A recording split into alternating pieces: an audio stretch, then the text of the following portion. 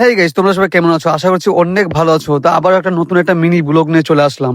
তো আজকে আমরা দুই বন্ধু মিলে বেরিয়ে পড়লাম পলাশী পলসুন্ডা। আর পলসুন্ডা যাচ্ছি ভাই আমরা চুল কাটতে।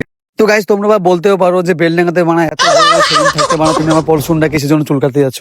তো কথা হচ্ছে সেটা না, কথা হচ্ছে এটা समझ रहे हो समझ रहे हो आप समझ रहे हो ना। যে ওখানে আমার একটা বন্ধু নতুন একটা সেলুন খুলেছে। তো উদ্বোধন দিনকে আমাকে ডেকেছিল, সেদিনকে আমি যেতে পারিনি, সেই কারণে আজকে যাচ্ছি। সেই বন্ধুরা ডাক করেছে, সেই কারণে সেখানে যাচ্ছি চুল কাটতে। তো চলো ভিডিও দেখতে থাকো। तो रुको जरा सबर करो। গাইস, ফাইনাল আমার চুল কাটা কমপ্লিট। তো পুরো ভিডিওটা ভালো করে করতে পারলাম না। তো আমার এই বন্ধুকে কে কে চিনো তোমরা একটু কমেন্ট করে যাও। আর আমাকে দেখছো গাইস, আমাকে চেয়ারে বসে রেখেছে আটা মাটা মাখিয়ে মুখে।